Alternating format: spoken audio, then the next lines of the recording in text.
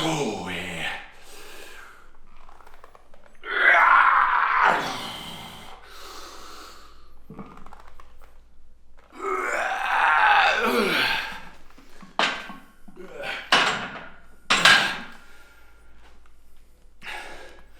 Stage 2 of the hypertrophy plan. The theme for me, this entire plan so far, has been progressive overload. There's a reason we have a logbook in the plan, so you can track your weights, the goal being to go up a little higher. And I'm at 260 pounds for 10 reps, 4 sets. That's a personal record for me, and I hope to just keep beating it because I am trying to maximize that hypertrophy, but in the process, also grow stronger as well.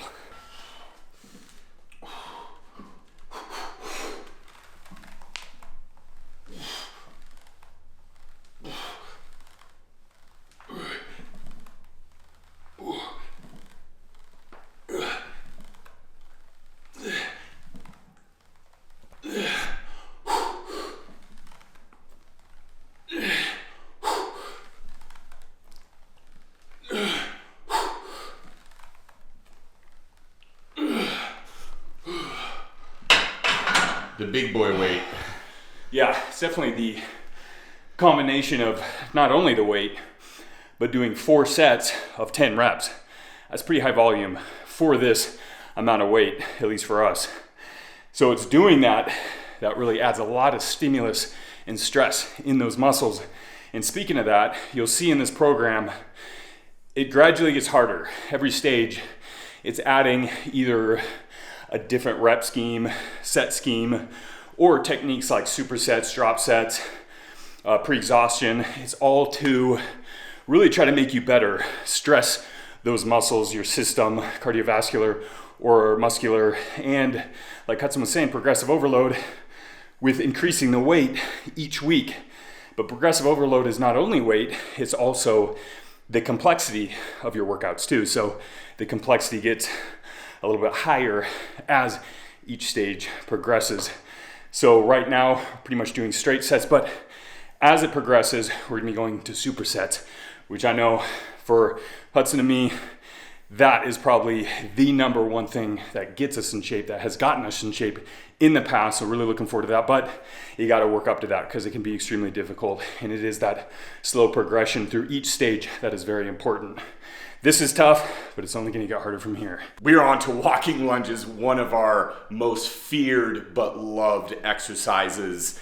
We don't got a lot of space in here, so we're gonna be doing it outside, and we're gonna be using these fancy knee pads available at any Home Depot or Lowe's near you, which is nice because we're gonna be doing it on gravel, and I wanna save my knee. So this exercise, as painful as it is worth it, and you hate it while you're doing it, but you love it when it's finished and the benefit it provides you.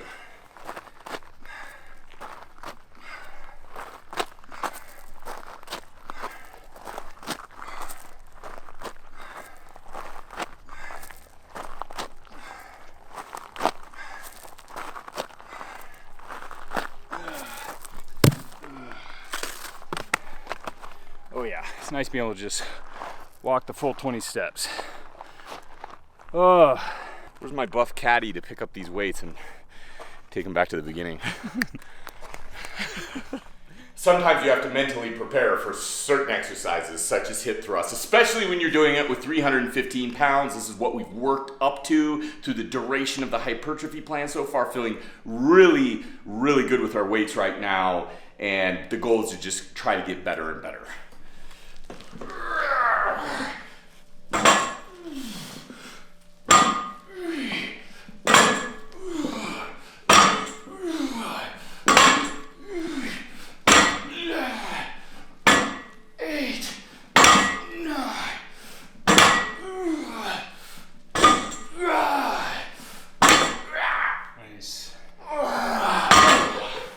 There we go. Showed those weights, boss. It's the ass versus the weights. And today the ass won. Glutamus maximus. That just sounds strong. Whenever you want something to sound tougher, you just say it in Latin. Sounds a lot better than butt. Glutamus maximus. There we go. Roman gladiator. He just wore assless chaps into the arena. Ah! Flex his ass and won every fight. It was all due to hip thrusts. And as you can tell, we have the pad on. Very necessary, especially when you're going heavy in weight, or else that bar is gonna dig into those hips like crazy. Just more cushion for the pushing. And there's gonna be a lot of pushing.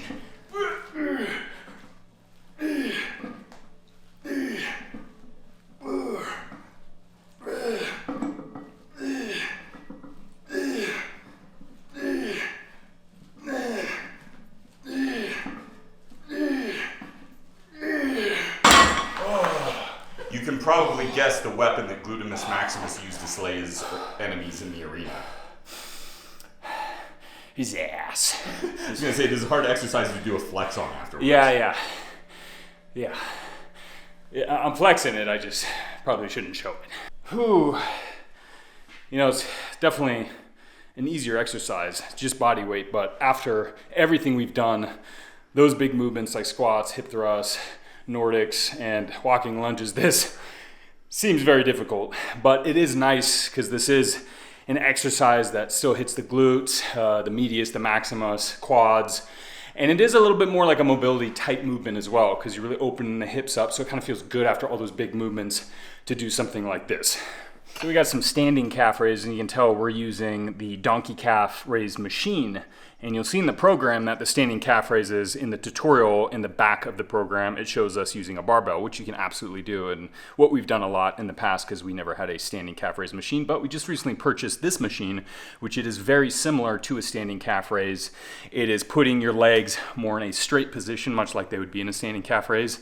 The difference being between a standing and a seated, a standing is gonna add a little bit more stretch in the hamstrings that carries down into the calf, working more that bulk of the calf, the gastrocnemius, and the seated calf raise, when your knee is at a 90-degree angle, it's gonna put less stretch through there and work more on the soleus, which is like an underlying muscle of that big calf muscle there. So those are the differences in that. And we'll include both the standing and seated in the program to really work the entire calf and multiple muscles in there. But today we're doing the standing calf raise, and goes to show you, you can have a variety of different movements and you can kind of pick and choose which one you like, which one works best for you.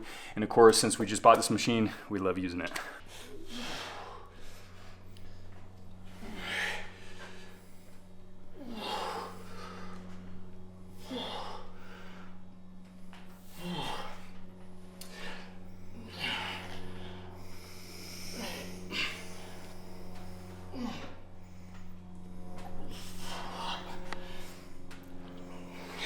Nice.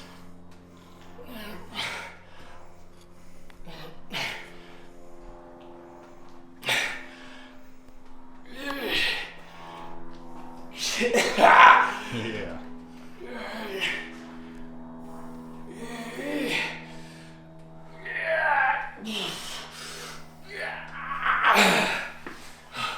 Hanging leg raises, final exercise, 3 sets, 20 reps each set. Man, I had to dig deep to pull out those last final reps, but very happy. We got day number 1 of stage 2 finished. We got 3 more days in this stage. We're feeling good. We hope you do too. Follow along. We got chest and back next. We'll see you soon. Recover. And until next time, stay buff.